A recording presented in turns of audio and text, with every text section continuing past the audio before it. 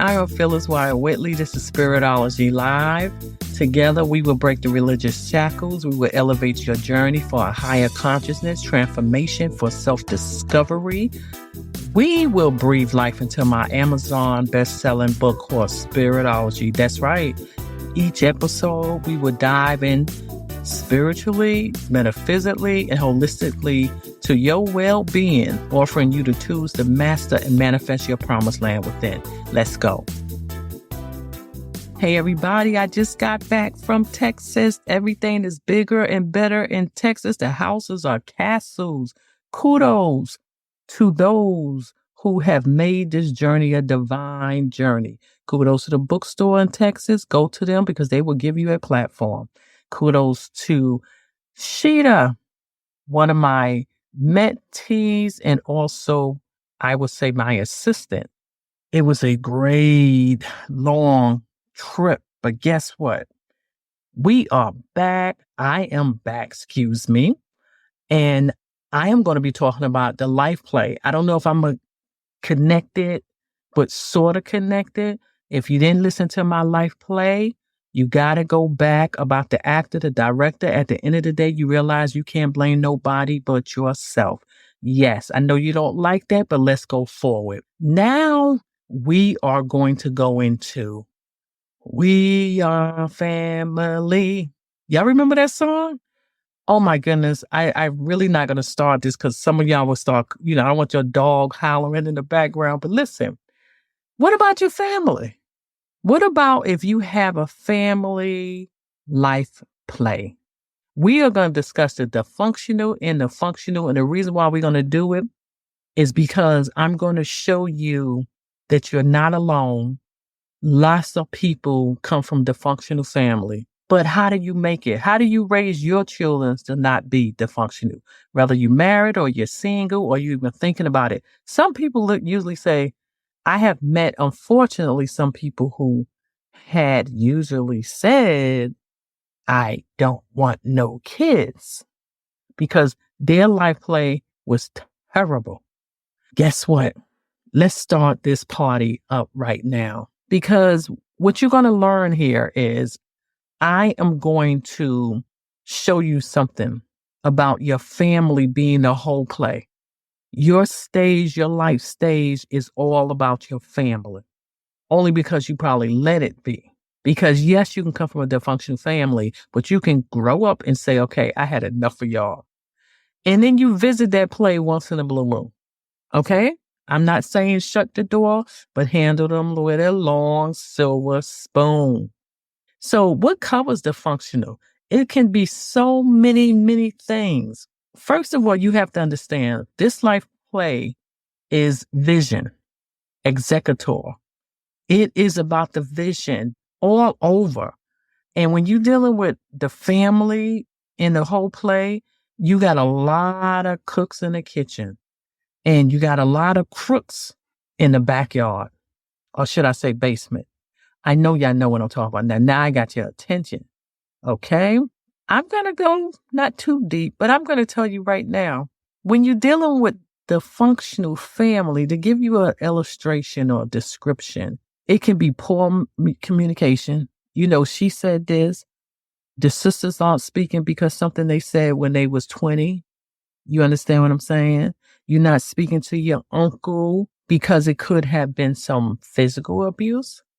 It could be frequent conflict. Every time you get around your family, the family where every holiday you get around them is just like, she cooked that rice. It didn't taste good. The collard green. Oh my God. Did you taste? She can't cook better than me. I'm sick of her. And you can't even take sides. You know what I'm saying? Whose side can you take? And those conflicts can be minor or can be, I knew I was going to go through this. I knew I was going to, let me just do what I need to do, smile, and I'm getting the, out of here. I'm not coming back for Christmas. I laugh, but it's serious because it has everything to do with you as a grown person. And I'm going to go ahead and use TV sitcoms family to describe your family. This is going to help you, okay? Because it's going to help you realize I'm not my family anymore. Okay? You could go over to that play and you could be a guest, but then leave it and come over because you're in control of your play. Let's start it up with, I'm going to start it off The Cosby Show. The Cosby Show. Remember, we are not here to judge Bill Cosby, but we're here to go and look at these so-called reality shows. They didn't call them that before. But let's look at The Cosby Show. Remember that?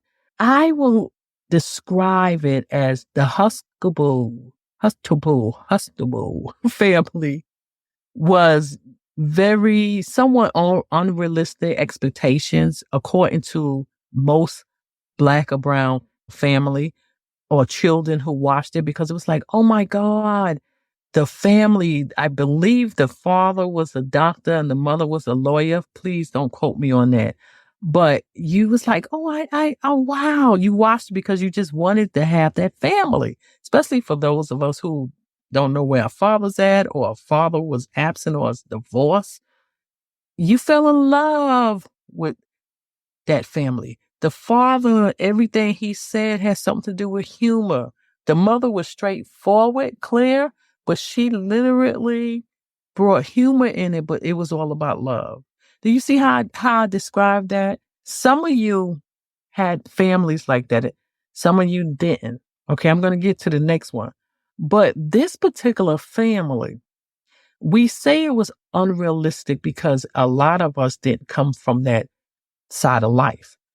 To this date, I have heard that the setting in Harlem, in the brownstone, I have seen people say, hey, listen, I got to get a brownstone like that because it brought good memories. You understand what I'm saying? So can you make your family this way? I think, yes. I think the good part of it is the humor. Have fun, laugh. You understand what I'm saying? You can laugh about it, things. You can do it in love, correction in love. Yes. And you have to have an open communication, and you have to have respect. That means that you, from the time your baby is in your belly, you got to teach them what respect is. Okay. And if you have that, you can have that. And people will look at you, oh, they this and you trying to be. It was a time they used to say, you trying to be the Hustable. I might be saying it wrong, but they used to say that. Who you think you are? You can be the doctor. Your wife can be the lawyer and vice versa. So it's up to you. So I'm here to tell you, you could be anything that you want. Where once people were saying, and this was years ago, this came out, there's no such thing as two Black people having a mighty job like this. I don't care if you married outside your race, you have a Black woman, white man, or vice versa. You can make your family the way you want to. If you can have your eyes on it and you can take out the unrealistic parts and you can say, you know what? We are going to be a family where we strive for the best careers, especially today. You can do it. You have to put this in, I said before, in your mind and then believe it. And when you believe it, you're going to live it. And once you believe it, they won't call you the Huxtable, but they will call you probably a good family to set an example. Now let's go on to the next one. Some of you say, nah, that wasn't me. That wasn't me. But guess what?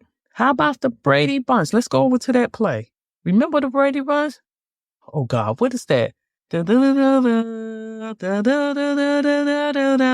I cannot remember, but listen to me. They was a blended family. And a lot of y'all say, how can I be, a Brady Bunch? Wasn't they perfect? And if you're a Black person, yes, you probably looked at it as these people up here they Caucasian. They are not like my family. But I used to love it. I used to watch it and love it because they literally was sort of dysfunctional. They had a lot of challenges, but a lot of those because you got two families coming together and children's was pushed away. Like if you the oldest, you was no longer the oldest. The different families was moved around. So the baby wasn't a baby and, whatever. I commend the parents. The parents, all the stuff that they went through, including the maid. I think her name was Alice. yeah, they used to play tricks on her and all of this and this and that. And they had the dog. And it was so much that happened in school and whatever. And then you watched them grow up and they loved each other. At the end of the day, they loved each other. So if you have a blended family, oh, don't be mad at it. I also heard people, and I'm going to take this to the dating site, where they said, oh, I have a child. I have 2 kids. Nobody's not going to want me. You'll be surprised who want a blended family. I'll give you a couple of examples that has stuck with me. One guy, and I seen this on House Hunters, and he said that the woman had, I kid you not, about 8 kids, maybe more. And I can't remember, but I tell you, he said when he seen that, because she could have lied. She was a nice looking woman. She had her a good job. And this man said when he seen her profile, he said, I bet it's a lot of fun over there. And you know why he was thinking that? Because he literally was lonely. He didn't have a family. So females, stop it. Stop thinking that you got too much. You have just enough for somebody who grew up isolated or abandoned or went through foster care to foster care. You would be surprised how many people is like dying to get into a big family that they never had. Also, I remember it was a lady in the church years ago, and she really was like, her mind was like totally off because she had about 6 kids, I recall. And she was like, I'm not into all of this stuff because, back then and even now when a man come and I'm talking about a real man and a king, come to a church and it's his first time or whatever he first joined, you know how the women go crazy. That's my husband. That's my husband. Hands up. It's a fight. And the story I was told was by a relative of hers who said, hey, she didn't feel good, but she noticed this man was handsome and everything, but she didn't even want to fight for him. She didn't want to say anything to him because she knew she had 6 kids. And she said, he ain't even going to look at me. God ain't even going to bless me with this man. Well, days have gone and people I have heard still claiming every man that walks in. And you not only claiming them, some of you are doing worse than that. You're doing some whatever bad, how should I say, gospel, should I say gospel? And you're doing everything. And I just don't understand it. I mean, why would you want somebody who don't want you? So y'all hocus pocus and whatever, we're going to get to that family in a minute. But you know what happened? The guy met the girl for the first story I was telling you about. And he fell in love with the family. They was literally on House Hunters and they went and bought a house together. That man looked like he was cheesing all around. And yes, he had a good job. Most of y'all probably saying, what kind of job he had? And then a woman back in the days, that man who came to the church had his eyes on her. And he wound up dating her, trying to date her. And I recall a family member said that she even told him, I have to pull away because I don't have anything to offer you. My kids are bad. She told him, because I believe they was small. And when they small, they act a fool. And this man pursued her and wound up marrying her. Okay, that's enough of that. So don't ever, this is helping somebody. Don't ever feel like, I already have a family. And then if he have a family and you have to deal with you say, I don't want to deal with the other woman, the baby mama and all of that. If you love somebody, you would deal with that baggage. So let's move on. So I hope you got something out of there. You need to put your confidence up for that one, for the Brady Bunch. Let's go over to we might as well say movie set or play of the one. Oh my goodness. It is The Monsters. Y'all remember that? I know y'all said, there go my family. There go my family. They had a problem. They was rejected by society. How many of y'all got those families? I know. Do you understand? I am, when I'm not even going to laugh because that those families right there, the Monster family, you know how it is. You got the father's an alcoholic, the mother's walking around dressing like she's in her teen. You may got the aunt that's a cougar. You one of those families? I know y'all said Miss P got me down pat. You know those families. The one that you're ashamed to bring your man to. You're ashamed to bring your woman to. Dysfunctional. The monsters, I used to love that picture. But you notice with them, they was always trying to fit in the norm. Like I recall Herman Monster went back to school or something, and he went in there and he's this big giant figure, and the kids looking up and like, what are you doing here? And then they had, I don't know, was it the niece or something who, would consider normal. She didn't have all the character stuff that they had. And so if she met somebody and then she would take them home because she felt like they was normal. What happens in that is when your family is so dysfunctional, you swear they normal until you meet a family or neighbors, till you meet people in your school who literally have what you would call Huxtable family. And then you spend the rest of your life, oh, why me? Why me? Why me? Why me? Yes, I know I had the monster family. Okay. So if my family listens to this, they're going to say, oh, she a liar. She was the monster. Whatever. But what was happening is they literally didn't like their parents. And this is what people go through. Say, if you're coming from a poor family and you have to wear the same pants as your brother. So as you get taller, your pants become high waters, or you have family is so dysfunctional, you're going to literally just overeat. And you got the daughters who might become beyond, they closet eaters, and they eat and eat, and people calling them fat, even the son. So that particular family is kind of hard, because what do you do when you need help? When probably the parents, both of them, need counseling. What can you do? Have a relationship with God and pray like you have never prayed before.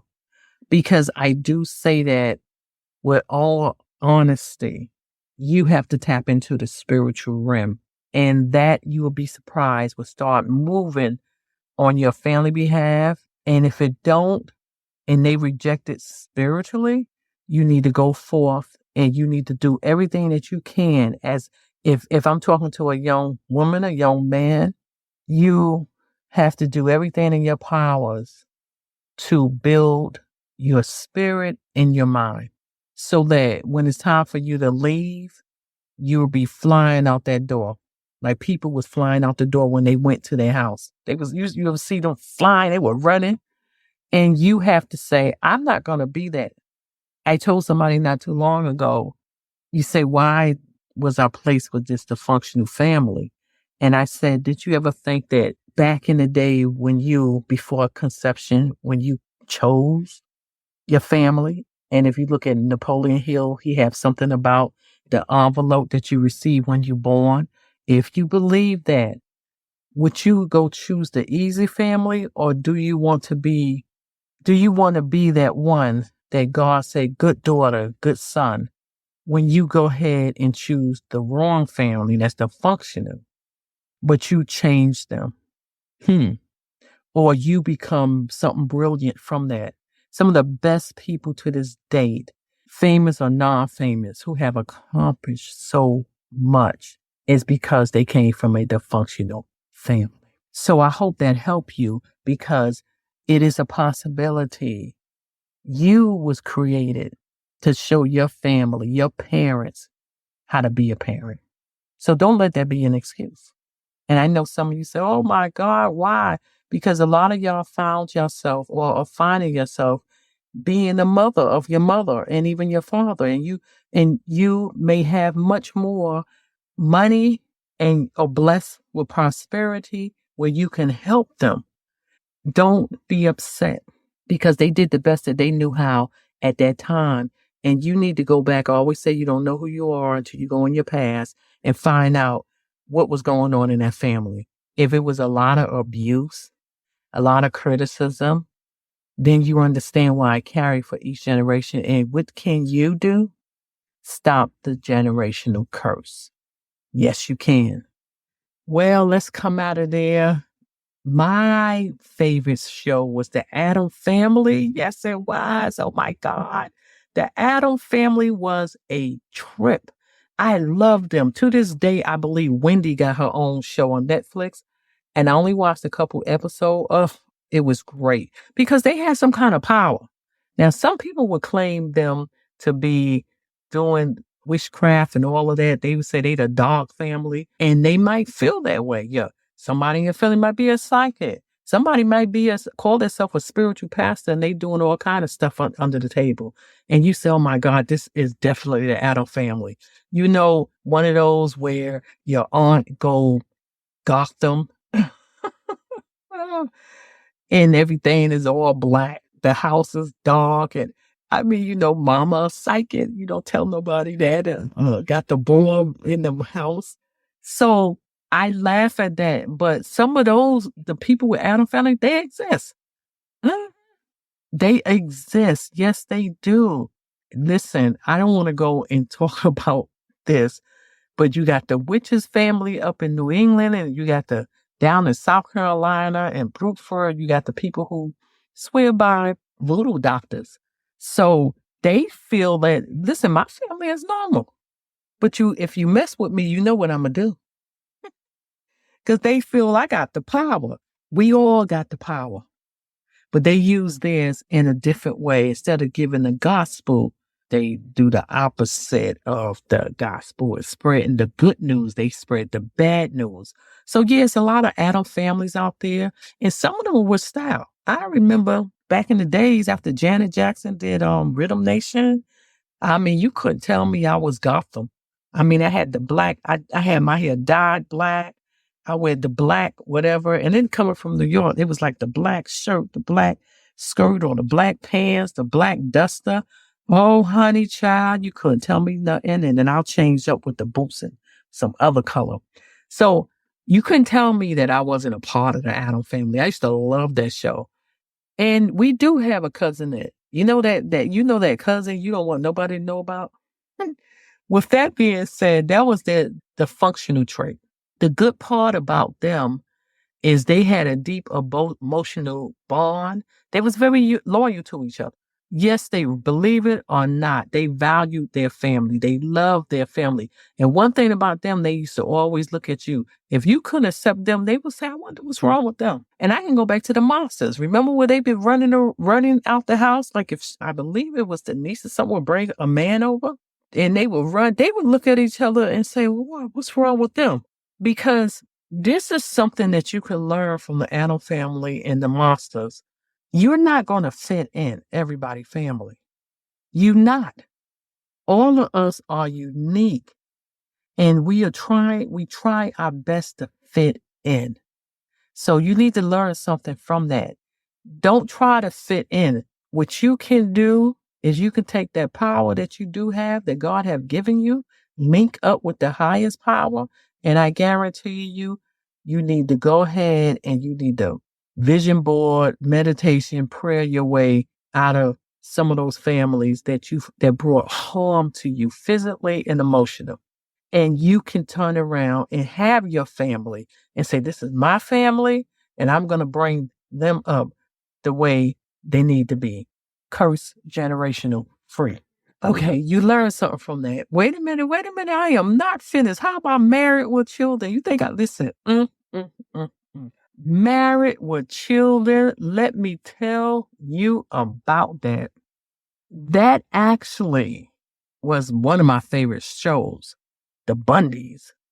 But the dysfunctional part is he was he had so much sarcasm. His demeaning communication was terrible. And it kind of like mirrored real life with people who are in the family when you're always criticized. When your mother say you too fat. When your mother say you too dumb. How could you be a lawyer and you stupid? I don't care what your teacher said. Seriously, parents have done this. Cousins, aunts, family members laugh at you when you're trying to make it. I know because I think my holistic doctor was telling me, my family, every time I visit them, they still in the ghetto and they look at me and say, oh, are you real? Are you really a doctor? If people conscious level is in the gutter, or should I say your family, if your family never flew in a plane, if your family stayed in the state that they live in and they only drove to the nearest city, if your family never graduated from high school, much less nobody never finish a degree. Let me tell you, if your family is literally sitting there and they are going from the government taking care of them to the government taking care of them and their kids, what are we talking about? We are family. I'm going to say it again. We are family. Yes, we are talking about this just to remind you. You can change the narrative. Now, the Bundys was somewhat of, if you got the criticism and you got emotional damage, this is where I come in. I help you change your world by changing your whisper, those inner seeds, those inner speech that people cast upon you. Okay. What happens is, I thought it was a very funny show, but when you dig deep down inside, that was the dysfunctional part of it. Now, was there any good thing about it? The good part about it is when they had situations and issues, they usually showed up together to correct it. But if you're suffering from that right then and there, my prayers are with you. You can also try to contact me on selfwhisper.com and I can help you get through some of this dysfunctional stuff. Can we go on? Let's talk about the Jeffersons. One of my favorites because he was moving on up. George Jefferson was so great. And I believe the wife's name was Wheezy. And the maid, oh my God, the neighbors. I loved it because I'm from New York and they was moving on the east side. And it was a beautiful, beautiful picture. And when you got a family moving on up, that can be you. Keep on moving. But we're going to go ahead and talk about that particular family. That family was dynamic to me because they had a goal and they had a family business, the cleaning business, and that goal was accomplished. Unfortunately, it was a lot of racial tension because of what happened back in the days in that era that George Jefferson and his family had seen. If you watched All in the Family, which was another good show, you can see some of the racial tension. So this is why, just to give you an update on it, this is why that particular family, or should I say George had an ego. This is why he didn't trust anybody who was not black or brown. Okay? And I believe the neighbors or something where upstairs was a interracial marriage and he frowned upon that. And the rest was history because everything was done in humor. Very, very funny. They did actually have to conquer obstacles, but it was refreshing and compared to Good Times because Good Times was not one of my favorite. Although I give them kudos for having a black family on TV, and that was done, I believe, in South Chicago. So it brought attention to the black family. It was great. I have nothing against that.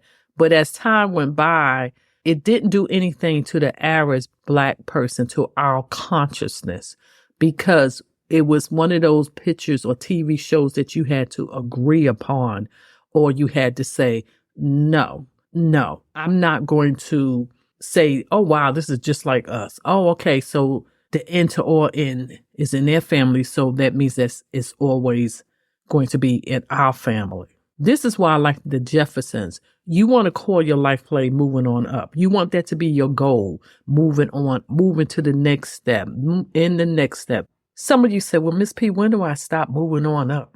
If you stop, I think Jesus is knocking at your door. Okay? Always not compete, but always learn something new. I believe that's moving on up. Why?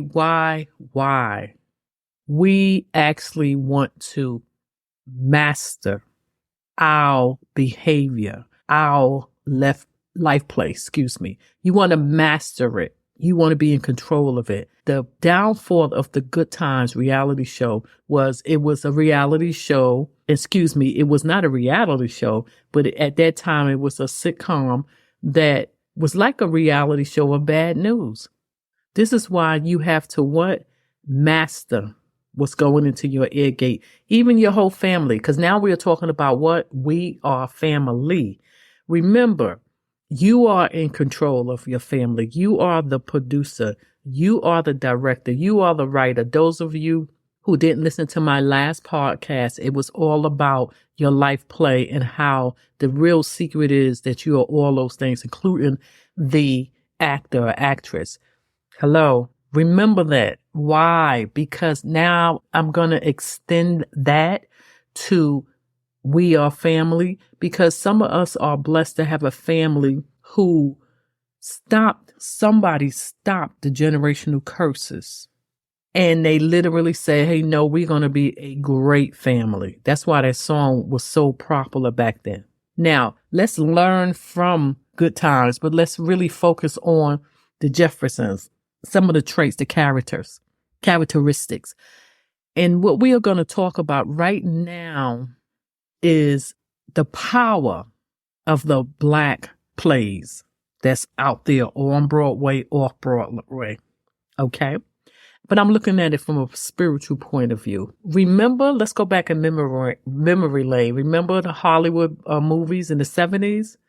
Coffee, Foxy Brown, who was the actress? Pam Grier. I thought she was the most beautiful Black woman that ever lived. But that was something that as a child, I looked up to that figure. You wanted to see, wow, we have that much power? And we know what happened with that, with Hollywood. It was too much power, too many people going and looking up to the Black people, their own kind. And they at that time, it was like a boycott or they banned it. And I remember it took a while, but they knocked all of them out of Hollywood. And once they did that, they started bringing in people who looked like them. Because you know how I feel about Hollywood. If you read my book, Spiritology, it's a religious shackles that hangs in high places, in lowly places. You'd be surprised. But in this case, Hollywood turned around and started bringing in non-Blacks. And they put a Black person to play against another Caucasian actress or actor to bring the people, to bring the Blacks. See, Black people do not know how much power they have. No, they don't. So what they do is they literally, at that time, I would say, because I was very young, I do recall it was a gap in between watching the movies. And I remember thinking in my mind, I remember that back then. At that age, I was like, I never go to another movie again. And I remember the conversation around me was, now, nobody want to go see no white picture. Now, this is not a statement of being racist. I'm just telling you like it is, the real thoughts that was going through everybody's mind. So what happened is you started going because they was pulling in by bringing in one Black actress or actor and preparing them up with someone else. And the whole thing changed. The few generations out here don't even know, the last few generations don't even know those pictures. I'll name a few. It was, of course, we had Pam Grier. We had Black Belt Jones, the karate picture. I don't even know what happened to him. We actually had, remember Car Wash? Oh my God, y'all do remember the song Car Wash? Nothing, but I better stop that. I don't even know what it is. Oh God, what was it? Well, anyway, how about Lady Sings the Blues? Oh my God. Diana Ross. How could you have somebody that act that good? And I don't know why she didn't continue it. And I think she did something years later in Dynasty. But why? Then we had Superfly. Remember Cooley High? I can't quite remember that, but I think that was in high school or something. Then Shaft with Richard Roundtree. Jim Brown was playing the movies. And I also have a little bit of this in my book, which I'll speak about later, called Blackology. I touch on a little bit of how we was stereotype the wrong way from those films. Whereas somebody else that is not Black or brown play those characters, they are considered almost tough. With that being said, I encourage you to have family movie time and go back and look at those pictures. Now, some of those pictures you don't want to let your kids watch. I think you understand what I'm saying, especially one with Pam Grier.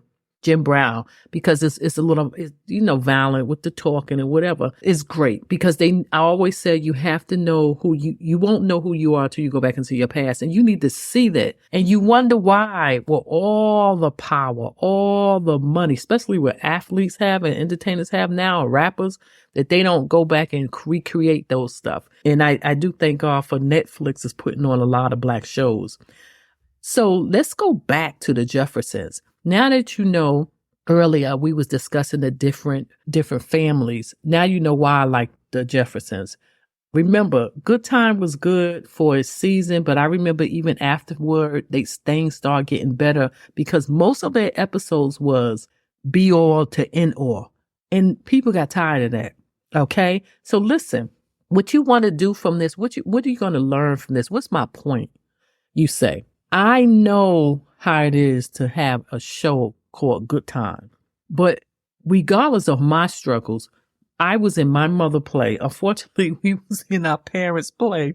My mother and my stepfather struggled with alcoholism. Literally, it was fights, it was fussing, it was cursing, and it was humor, and it was laughter all at the same time. So I don't even know what I want to say. I say it was sort of good times and moving on up because we did. We went from South Bronx to the, upper Bronx. And if you're from the Bronx, you know what I mean. But what happened, my mother was a nurse's aide. My mother been through her life where she cleaned houses, cleaned it the best. And then she went into nurse's aide. She did a lot of home nurse's aide home health aide where she was actually on the weekends, she would go upstate or to the rich people and she would nurse someone, a family member that was sick. So even though her drunk, y'all remember that we used to call it the DDTs. It's like the stage in between drunkenness and soberness when you throwing up everything and I guess she was weeping what she sowed, and you weak and you tired and then you embarrassed, and then we had to come and tell her what she did, and I ain't do that. So that probably was the humorous part because I was so glad to see her back to normal. It was many occasions if we was running low on food or things needed to be done or we needed something for school. I've seen my mother get up, sober, throwing up, whatever, and she went to work, came back with her money. So that's why it was a combination of those two sitcoms. And I had a stepfather who, regardless of how drunk he was, he got up and went to work every day. And then he had his beer. He stopped at the store and had his beer and brought it back home. So yeah, that's just a little bit about me because despite the drama, I didn't have lack. I didn't even know what lack was, even though, until I went into somebody else's territory in that area when we moved up Upper Bronx and I started seeing Black people with homes. I said, oh my God. And I went to my friend's home and I was, oh my goodness, but you have to see it. That's why a lot of people criticize Obama. I'm not here to pick, throw politics in it. But one thing they didn't realize is that Obama opened the door for Black people in all aspects of life to go higher in the ceiling. Even though the next one came in, and we won't even mention his name, to wipe away that legacy because America do not want history of the Blacks because they don't want Black people to know who they are. Now, you probably say, I don't like what you're going. I am so, so sorry. Que sera, sera. You can keep going. But those of you here you need to know your past, not for you to go and start a riot, but for you to go ahead and form and structure your life play. Okay. So in your life play, you want to literally improve your situation. How do you do that? Okay. You want to go ahead and set goals. You want to create a positive atmosphere for your home. It is your castle, whether you're a single woman or man or married. You literally want to make that house your castle. I don't care if you're in the ghetto. I have been in the ghetto. I used to live in the ghetto when I was very young, but I already know this. Some of the best kept houses in the ghetto. Some people know how to fix up their house. You understand what I'm trying to say? So, and you'd be surprised when I got older and started looking at houses and stuff like that. I was shocked when they would show the people that were still in their house, and they would be up for sale. And I couldn't believe it. I couldn't believe what it looked like. I was like, really? So that's just something you want to take. But then you might say, well, I think they was renting the house. So that is true. It's a different conscious level. Speaking of conscious level, we should always try to avoid negative influence, negative news at nighttime, all of that stuff. I'm not telling you can't live, but you can learn how to control what's really there. Because true, your kids are going to go to school and a lot of stuff is going to be in their head. They're not going to be in drama always, all the time at school, because they should be, in front of a teacher, I would hope. So you want them to come home just like your husband, he's out there and the world is against him, especially if he's a black man. And then if he's any other culture man, the world might be against him, but then he have to come home and he should not come home to more drama. So you set the tone. If you're a man who actually stay home, take care of your kids, a stay at home dad, you do the same thing. Okay. You know what they say? You should know them by their fruit. Yes. Why is this so important, Miss P? You say, I don't get this podcast. Why is this important? It is important because I'm teaching you how to hack the code of manifestation. Everything that you see out here is how would I say, is a copy, a reflection of what's going on inside of you. So what's happening with that, you might say, I don't believe it. Let's go ahead and look at a scripture. One of the scriptures is Proverbs 31:28. Her children raise up and call her blessed, and her husband also, and he praises her. Why? This is in Proverbs, the virtuous woman. Why? Because, woman, you have that much control and power in your household. You are the nurturer. You are the multitasker. You are the one who really is running that life play. Now, your husband is there, but you are running that life play. Even if you are bringing home all the income, a woman God just made us to do so much at one time. We have an entrepreneur spirit. Now, I'm not saying the men don't, but usually you see the woman is really behind closed doors doing a lot of stuff that you have no business doing. And that's why I'm talking to you. And then if you're a stay-at-home dad, then you got the power. Now, let's look at manifestation. Let's look at what happens when you weep the wrong thoughts, okay? Because I'm going to read this. I had a friend, or I still have a friend. As of for today, they are still living, but they're living from nursing home to the hospital back and forth. I remember the way that person lived their life. And this could be a woman or man. And they lived their life. I never forget, I said this before. They read the obituary every day. We used to joke about it. But I used to say to them, excuse me, but what do you get out of that? And they was like, I love it. I love to go in there and read it, and nobody's going to stop me. And I remember jokingly saying, you know what? You're going to get up one day and you're going to read the obituary. What are you going to do when you realize that your name is up there? And we laughed about it. And they was like, well, then I know or something. I don't know. But we laughed. But I didn't even really know what way God was taking me. But looking back, that really wasn't funny, because they also lived a ratchet life of going from females to females and making them pay for what their ex-wife did to them. And the way it was supposed to be, I don't know, because both of them were not here to defend themselves, but it appeared that she was raising all these kids, and then she got tired because he just was living a rancid life, and she went and did her own thing, and then she was living a rancid life. It's almost like payback. So I watched that person, even though we were living in different states. I watched that person because they was one of my good friends. And unfortunately, I brought it to their attention many times of how they was treating the ladies out there. And men, listen up. And even the females, y'all do the same thing. And it's almost like, okay, I lost a good thing, and she walked away. He lost that. He even lost respect from the kids and the family. He lost the whole family, but he got them back because she went on and did what she needed to do. What's the point I'm getting at? he reaped that harvest. Here go the scripture. Proverbs 23:7. As a man thinketh in his heart, so is he. When you've been messed up from the floor up by other people and you say, I'm going on a mission to go forth, and you create your life play as a reality show, I'm going to pay them back. You're going to meet that because it's going to be a reflection on your outside of your life in your outer world. Okay.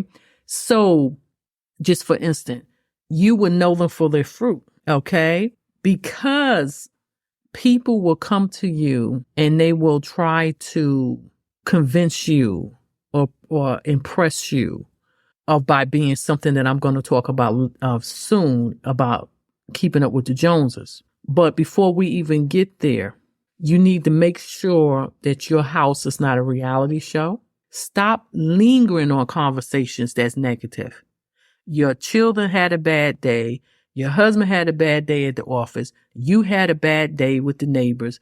And everybody come to the dinner table and bring it all together. Okay, you can speak about it. I mean, I'm not going to control your conversation, but leave it there and try to have a meal. If you're going to have a meal together, don't bring that, because all of that vibration is getting even in your food. You know, some people say, I don't even want to eat.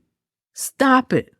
You can control that just like you control in your life play. You control the supporting cast that's coming in. And right now we're talking about what we are family. You have to control it because your family will bring gossip. Okay. During that time, you want to be very, very, very careful because your family can do what a lot of entertainers' family have done. Come into their life, and when they reap the harvest, all they want to do is say, I reap the harvest.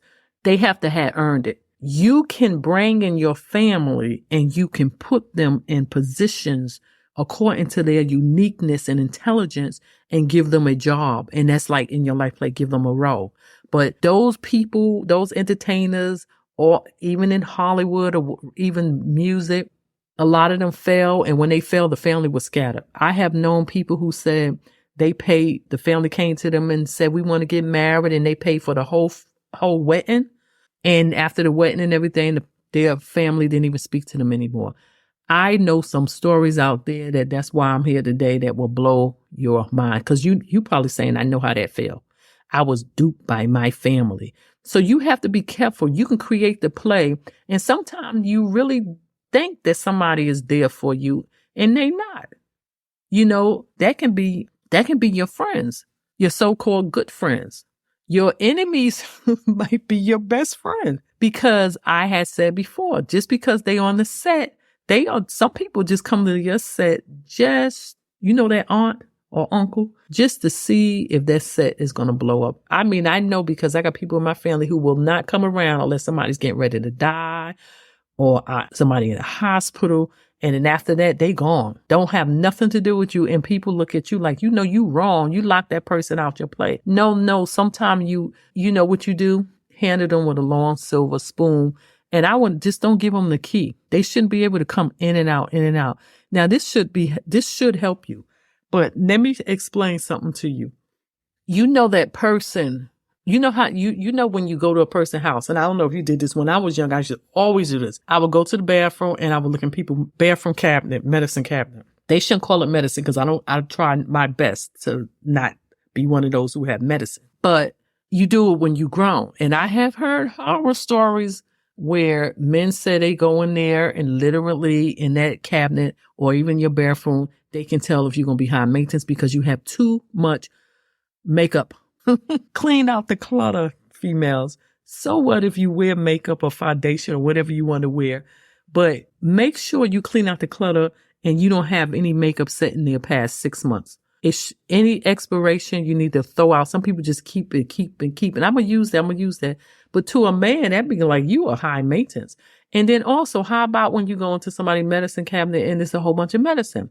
It was also something leaked one time about a famous actor, I think, and the person went into their cabinet and seen, because they know the medicine names, a whole bunch of medicine that actually was medicine for a serious STD. So sometimes it does work in your advantage. Before you go ahead and you're gonna live with somebody and marry them, you better know that you know why you have all this medication. Do you understand? I'm still on We Are Family. Okay. I slipped out the back door just to tell you it's people who portray to be healthy. We talking about you should know them by their fruit because they'll portray to be healthy and they not. I can sit in a conversation with a person and within that 20 minutes is up, I can tell where they are just talking health. But the truth of them is not health. So it's the truth of the most reality show. It's so many people I had to literally walk away from sometime in our conversation and say, you know what? I got to detox myself because they put so much in my ear. Don't walk around every drama, everything that goes around with the family. Y'all drill on it and y'all take it to bed. This is where I say you don't want to watch the evening news. Well, I have to because I'm political, blah, blah, blah, blah. If you are, even in the political seasons, I will watch what's going on. But if you drilling on it, if you sleeping on it, that means if you having nightmares about it, that means that it's seeped into your subconscious mind. And guess what? Your whole life the next day, it will meet you the next day, and people, places, and things will meet you the next day, and you'll be saying, wow, my whole life sound like not only a reality show, but a political hot mess or scandal. I hope I'm teaching you something here. Now, because you know about a fruit, let's go ahead. Matthew 7:15-16. Beware of false prophets who come to you in sheep clothing, but inwardly they are ravishing wolves. You will know them by their fruit. It's going to come out. You can't act like you are, the health guru and then your life is filled with medicine. I'm not saying that you can't turn over and become holistic. I'm not saying you can't have medicine, but it should be 50, 20, 10. Have a goal of breaking down that medicine. Work with your doctor to bring it down. Now, I know there's doctors out there do not want you to let go of medicine. Find another one. Now, with that being said, you understand that we are still talking about we are family. We are cleaning out a lot of the junk on the set. Okay. Cause we was definitely in the Jeffersons. Okay. So what we are going to go ahead and do is we are going to look at some of those fruits. Well, we know all the families. We know we covered the functional part. And to some of the Jeffersons, the functionals was the racial tension, stuff like that, and the unknown. But the functional part is that they did everything with humor. You understand? We did cover all the stuff about the Brady Bunch, the Cosby Show. Everybody have a functional, dysfunctional. Married with Children, the Adam Family, the Monsters, and that in the Jeffersons, and also the Good Time. That how I felt about the Good Time. N or B N D N B N. If I said that right, so probably not. It was the N or basically to the Good Times. So the reason why I am discussing this part about you should know about their fruit, because a lot of people don't know who they are. And yes, we get ready to go to conclude it with the best family, the Joneses. Okay. Now, what do you need to do with the fruit? You need to literally master what's going into your family 5 senses. It can be through music, social media, TV, or even movies. Be very, very careful if you have to start out when they're a kid, because even in their teens, you should have some control. If your kids or teenagers are running your play, you are totally backwards and upside down. And I know a lot of generations do this because it's like, oh, well, I had a hard life. I'm going to let them have it easy. They will never suffer. No. They won't grow. They won't grow. Pain bring growth. I hate to say it. So you want to balance everything. Have more humor. Have more laughter in your house. Yes, you respect each other's space. Okay. But none of your kids should be in a room and all they doing is listening to social media and things that is not going to expand or increase their horizon. Okay. So you want to actually stop trying to impress others. This is coming from, guess what? Keeping up with the Joneses. Yes, we had to go there. What happens when you keep up with the Joneses? You don't have an identity. Do you understand what I'm saying? You don't feel like you measuring up because you don't even know who you are. And do you understand what I'm saying? Okay. You're trying to go out there and buy a Mercedes Benz like you are a doctor, a psychiatrist, you work in the space department, you're a scientist, and you're trying to live like them. But we all know that you work at the dime store. Repo comes to your house every 2 years to take your stuff, your possessions. I'm not ragging on some of y'all, but y'all have to laugh because we all been there, okay? I literally myself buy my cars and pay them off. And I usually, buy like used cars. So did I teach my daughter? Yeah, she has a Toyota, the best car you can get, and it's paid for. So what am I trying to say? Because some of y'all know I say you got to fake it till you make it. You have to fake it till you make it. What do you do when you are living as the Good Times or the Monsters or the Addams Family or Married with Children sitcom? You need to take those life play and you want to, like I said, say, hey, wait a minute, I want to be like the Jeffersons, right? On a spiritual being within, you can act like you are. Fake it till you make it. But you know what? Budget-wise, stop trying to keep up with the Jones. You know what happens when you try to be the Jones? It shows you have no identity. You have no dreams, no goals for yourself. This is why so many of y'all kids grow up.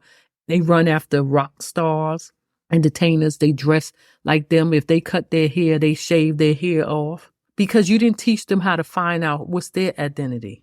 And they take it after you. If you keep running around because your neighbors are walking around and they're wearing boots all summer, and then you go run and get the same boots, do you really want that?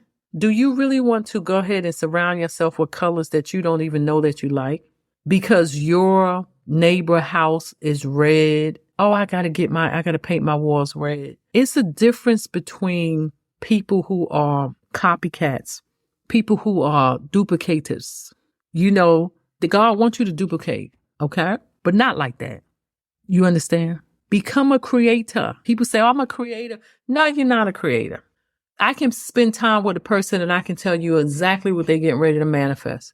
I can tell you if they're creative. I can. Because you know what you do? Go do something. Go buy something like a scarf. Something that is you. And then before you know it, that person got probably the same scarf. Do that means that people can't go buy stuff? No, I buy stuff, but I go around people and say, you know what? I like that. And I tell them. I think I'm going to get that. And even when I go order it, I don't go and order a exact thing because I'm thinking, well, that's nice, but maybe I want this to be in this color. Those things are fine. And yes, we have people that we look up to and we want the best. But don't try to keep up with the Kardashians either. We got teenagers out here whose mother is spending money working 2 jobs, father's working 2 jobs just to keep up with the Kardashians. Oh my God. Okay. We don't even want to put that sitcom in here. But do you understand? People copy her for the first lady. I went to churches and if she wore her hair short, they had their hair short. That's fine. Get your own style. But when you know you duplicating, you will never be nobody. I am here to help you find who you are. Do you understand what I'm saying? Listen, let me tell you something. You should know them by their fruits. You got to be careful even with your kids. Your kids and your teenagers should not be into just listening to gossip, listening to drama of the day, of the school system, of the college. They should be busy. Do you understand? Intelligent kids, you know what they do? Intelligent kids, go and ask anybody who's very, very successful in life. Now, some of them ramped it in the street, but it was a time that they turned around and they set goals. You can teach your kids to set goals. You can teach your teenager to set goals. Get them a vision board. You understand what I'm saying? But they have to know what's right and they have to know what's wrong, because if you don't, they'll be sitting up there.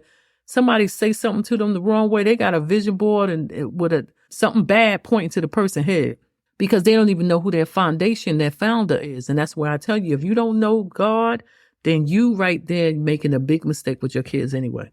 I love it when I hear kids say God or they know how to pray. If your kids don't know how to pray, you need to take a step back and figure out, what the blank have I done backwards?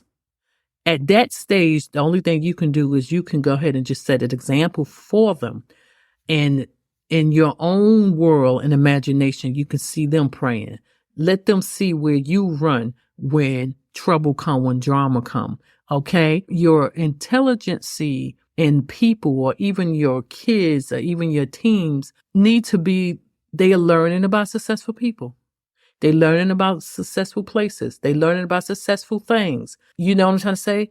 Their conversation can't always be negative, because if it is, they are giving you a reflection of what's going on in their mind. This generation and the generations before were after me, depressing. Oh my God. They're more depressed than we were. And some of them, is nothing wrong with going into and getting help, showing your kids that you go to counseling. Is nothing wrong with having several coaches. But at the same time, a lot of this stuff is going on. Social media is a two-edged sword. It's going to depress you or it's going to bring you up. Then you say, well, my kids don't listen to social media. They listen to something. If they got something on their ears, they listen to something you need to know. Your child could be sitting up there listening to devil worship music. Now you can't even tell the difference. You have to know. Well, I just don't know. My child won't tell me. How can your child not tell you something and they in your house, have to eat your food that you bought, don't have no shelter because it's your shelter, and yet you say, I just don't know. No. Bring a child in where they should go, and when they grow up, they're not going to depart from it. And people say, well, I used to do this with my child. Let me tell you something. If you did, don't worry about it, because then it'll come back to them. But you should know about the fruit, because in some sense, it is not going to come back, because the truth is you really wasn't doing what you said you was doing with your child. So let your child, your teenager, even grown adults, do you know now, this generation, I heard this generation, or a pastor, Gen Z are literally now, with all the price hike and after the post-pandemic, they're living home. They say, look, I'm going to live somewhere where my shelter's paid and I don't even have to pay rent. Listen, make them pay rent, because they don't even want to work. They don't even want to work for no more. And if you notice that everybody around you, these jobs, the people, they are bringing people out of retirement, because those are the ones that work. But the young generation don't want to work. So don't let them sit in your house and idle. Know what's going on in their mind. Okay? I say this, a child is a reader. It shouldn't be a book that come in your house and your child is not going to pick it up, or you can't say, go read this book. Readers become leaders. They can be listened. Now they can listen to ACX. They can listen to things, know what they're listening to. You should be able to recommend things to them. I'm telling you, readers are leaders. Okay. Remember, Ecclesiastes is a season for everything. Yes, you will have a season for everything. People will have a season for sorrow, a season for sadness, but depending upon what happened in your life play, things do happen. Life do come at your door, but don't drill on it. Don't stay in sorrow. Okay. Remember the man at Bethesda? Jesus was trying to heal him. He was sitting there looking at the world. Hello. He was sitting there looking at the world because he was so busy looking at everybody else, or probably sitting up there gossiping about everybody else. Is this you? Am I calling somebody's name out here? Okay, I'm sorry. That he didn't even know that it was time for him to go in the pool and get healed. Don't do that. Have an identity. I will not hire somebody. And I'm telling you, when I start hiring, I got volunteers. I will not hire people who literally don't have no identity. They keep up with the Joneses. Because when you keep up with the Joneses, listen, you lose your true identity. You don't know who you are. You don't know who you are. The family don't know who they are. But then you guess what? That female or male If that female stay around you and everything you do, they have to go through it.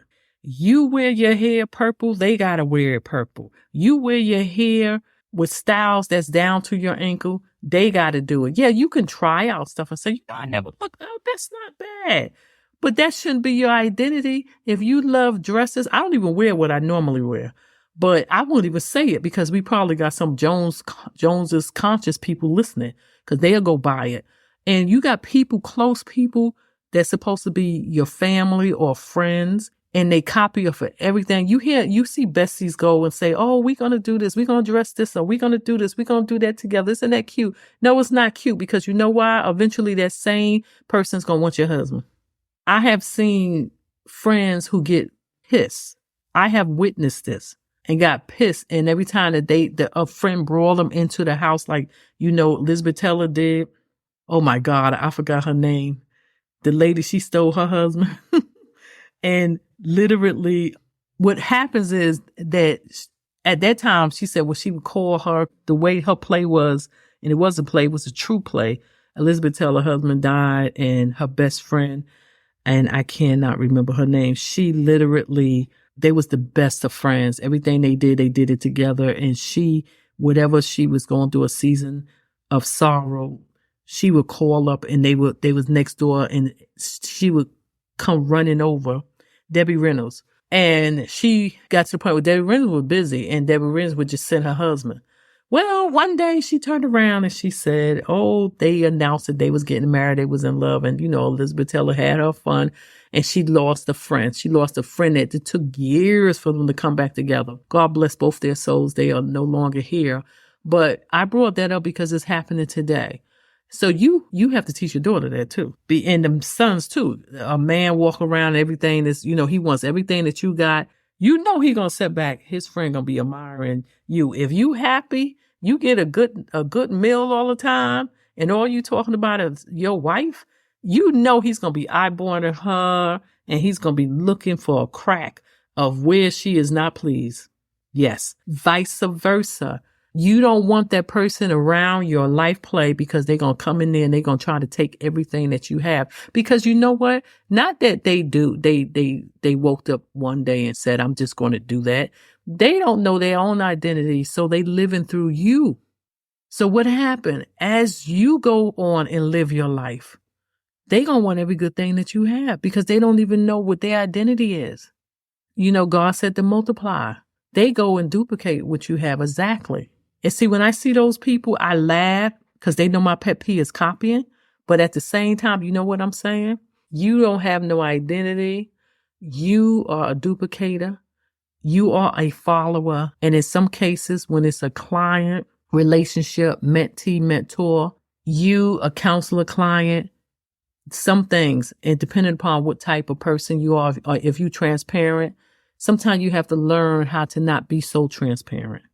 Because they figure everything you do touch gold and they want to be that way. But you have to teach them, you are not here to be me. You can literally learn from me and of me because that's what they did with Jesus. Jesus came to set an example, just in case some of y'all didn't know that, right? So with that being said, let's go ahead and tell you the ending. Let's go ahead. We cracked the code. You know how you have to be original. You have to be a creator. You understand what I'm saying? And you have to have your own identity. Not having your own identity manifests depression all day long in your family. Okay? Don't blame your kids. They learn it from you. So you have to set an example. And let's see what the Bible have to say. Philippians 4:8. Finally, brethrens, whatever things are true, whatever things are noble, whatever things are just, whatever things are pure, whatever things are lovely, whatever things that good report, if there be any virtue and if there be any good praiseworthy, meditate on these things.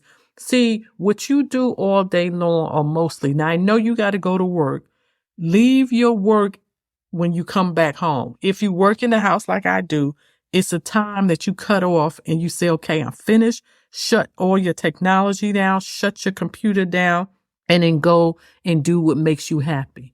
Comedy, laughter, movies with my family, All of that makes me feel so good. If your family's not into all of that, then you go ahead and watch your own movie and let them just see. Example, you may be surprised when they come and say, can I watch that with you? So it depends. So, believe it or not, as thick as I am, joy is when I'm walking, doing some type of exercise. In my case, I have exercise equipment. Should I do more? Yes. With that's none of your business, okay? But I literally know who I am. I'm still finding myself out because that's the way God have it.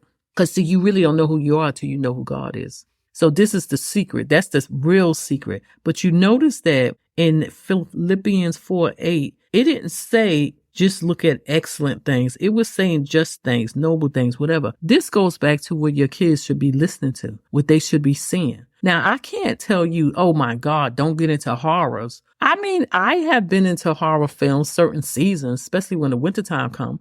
But you still want to be careful because if you're having a nightmare, that's your subconscious mind telling you. If that's all you watch is people getting cut up, blown up and all of that, watch that person's conversation. That person might have a conversation with whatever the news is showing you what was in that horror. That's why even reality shows. If you come out, somebody asks me, is it bad? No, I used to watch reality shows. But if you find yourself always walking around and you are talking like the housewife of Atlanta, Miami, Potomac, whatever, California, whatever, LA, and you start acting like them and you start bumping your head and you telling everybody, bye, Felicia, you have to be very careful with that because that means that you are picking up that person, those character. You have your own life. Play now. I hope if you don't and you listening to this and you younger, have your goals set, have a vision board set to what you want. And parents, make sure that your children, you're setting a good example for them. You cannot blame kids, you know what I'm saying, to say, well, this person, my children took my set over and they holding me hostage. You really need to come and find me. And I'm here. I give counseling. And what else do I do? I'm going to talk about a couple stuff. My Whisper Vibes team gave me something. So I guess that's what's new. And then also I want to talk about those people that keep up with the Joneses, those people who don't have no identity. What do you do when you meet them at work? How do you hire these people or do you hire them? Thank you. I went so far over, but guess what? What's new? What's new is I went to Texas. I went to a couple places. I flew here. I spent my time at a castle. Thank you, Rashida, who provided, I don't care, a castle. She respected my space. I respected her space. And it was just brilliant because I learned a lot about myself. I learned a lot because I didn't stop meditating and praying now. I didn't go through her house and try to turn her head around like a religious, whatever, ping pong. Texas, everything is bigger. The houses are beautiful. The houses are mansions. That's why people are moving down there. The weather, depending upon where you live at, because every city is different. It reminds me a little bit about Florida. But I feel like the highway system, especially around in Dallas, is a roller coaster. Nana. It has its downs, but I'm going to focus on the good. The good is that the people is a community. They are a community of people. I mean, you really just think like, wow, these people are here to help each other. And I'm talking about the black and brown community. So I really shout out to the Doc bookstore, shout out to the poets, and the poetry that was, I heard in person was wonderful. Now we're going to talk about Blackology is out for black and brown women. And listen, for the Vanilla sisters or the white sisters, that's what I'm talking about. The book is for you too, because you can learn something from it. You can learn something about respecting us. The original. I'm not going to tell you no more about the book, but go order it. It's everywhere. And where's my next stop for book signing? You missed me in Texas. I got a couple places that I'm trying to plan to do, but right now I am writing 2 more books.